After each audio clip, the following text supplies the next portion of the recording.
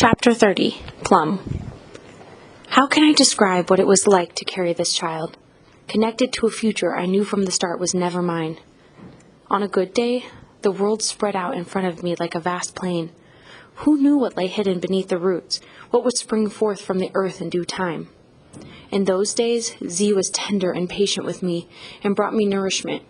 She found me increasingly appealing, no doubt from all that my belly was providing for her future progress, and at worst, because I was an end to the disaster she'd been living with alone for such a long time.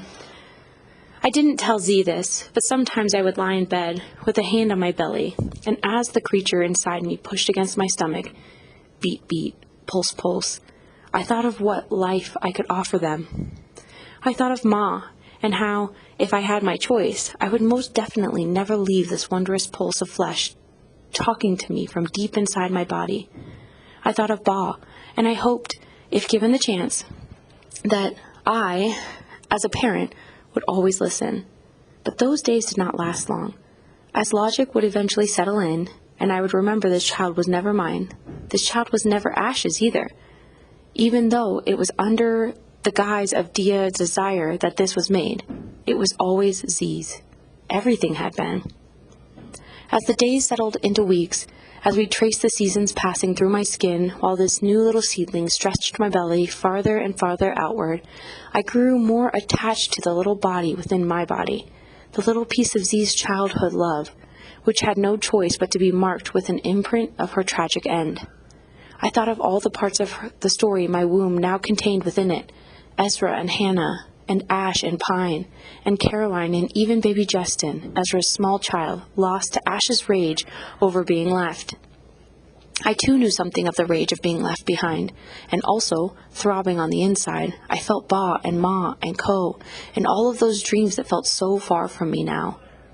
Carrying a child was never something I dreamed of for myself.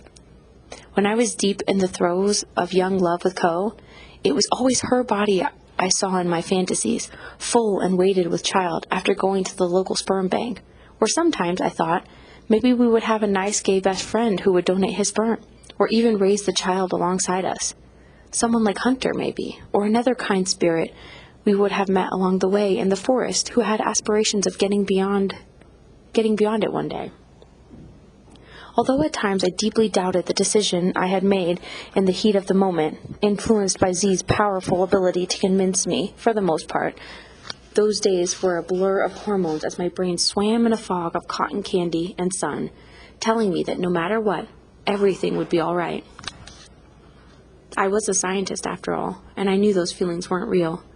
They were the messages my body gave me so that I stayed calm enough for the growth inside me to remain healthy. But at the end of it, it was just easier to be lulled along on the canoe of ease and to let all the worries sit somewhere else until I had no choice but to confront them head on. I knew I would eventually be forced to face what was on the other side, the shadow, black and menacing, in the rearview mirror of each day we spent in Z's house together, which Z insisted we move to while waiting for the little creature to be born, told me so.